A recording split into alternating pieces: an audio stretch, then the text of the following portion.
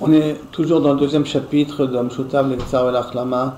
Est-ce que j'ai le droit de faire un dommage ou de faire une peine à quelqu'un? Et là, on est dans les 4 conditions qu'il faut remplir pour avoir le droit de le faire. Gimel. Dans l'Acha Gimel. Kayemet Arba'at Naim. Il y a 4 conditions. Sherak Beit Kayem Kula. On va remplir toutes les 4 conditions. Mutar Leonot O Lachlim Adam Kacher. J'ai le droit de faire honte ou causer un dommage à quelqu'un de Kacher. Velohem. Que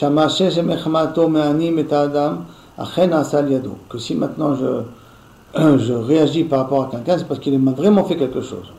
Et donc ça justifie ma ona'a, donc mon arnaque, ma façon de me comporter avec lui pour reprendre ce qui m'appartient. Comme un petit peu à Bidini Jinal Nafshe. C'est justifié parce qu'il y a un massé, il y a une preuve que cette personne-là, elle m'a fait du mal auparavant. Que lorsque tu fais pour lui faire honte, il faut que tu aies une kavana, une intention de faire ça par intérêt positif, pas par vengeance. Troisième condition, tu ne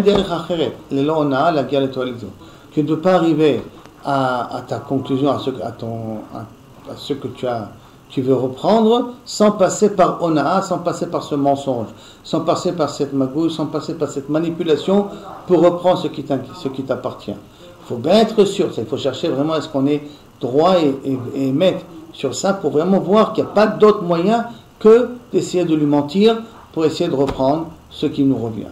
Quatrième condition, il faut que toutes les conditions soient remplies ensemble. Chez l'oyosif, il ne faut pas rajouter plus, klomar. Chez l'oyoneu yoter minanisrach les toilettes. On n'essaie pas de l'arnaquer plus que ce que tu as besoin de prendre. Si déjà tu lui mens, tu arrives à lui soulever plus d'argent, ça bévadaille que tu n'as pas le droit de faire. La seule chose que tu as le droit de faire, c'est de prendre maché magi alecha, ce qui te revient. Alors, est-ce que tu vas utiliser des méthodes qui ne sont pas tout à fait cachées? Oui, parce que malheureusement, la personne en face, elle s'est comportée avec moi de façon pas tout à fait cachée. Donc, je résume rapidement les 4 cas. Il y a une preuve que la personne s'est vraiment mal comportée avec moi, et donc elle m'a pris de l'argent, elle m'a volé quelque chose. Deuxièmement, si je fais ça et que j'utilise des méthodes qui ne sont pas tout à fait cachées, parce que c'est vraiment les toilettes, c'est la seule manière de pouvoir attraper l'événement en question. Il n'y a pas d'autre solution, ni avec la police, ni avec le gouvernement, ni avec le Beth Mishpat, ni avec la justice. Deuxièmement, il n'y a pas d'autre manière de pouvoir reprendre nos objets que utiliser la ona'a, que utiliser le mensonge et la manipulation. Et deuxièmement, quatrièmement, je n'ai pas le droit de rajouter plus que ce que j'ai besoin de prendre. Je dois prendre 100 shekels, je prends 100 shekels. 1000 shekels, 1000 shekels. Je ne peux pas prendre 1001 shekels. Déjà ça, je n'ai pas le droit. Donc maintenant une petite introduction par la suite. On va prendre les exemples et on va les développer par la suite.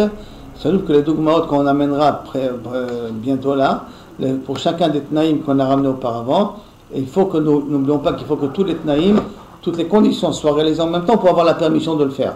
Et chaque cas va être analysé en lui-même. Et après, il va commencer à développer les 4 cas que nous avons vus. Ça sera au prochain cours. Bezrat Hashem.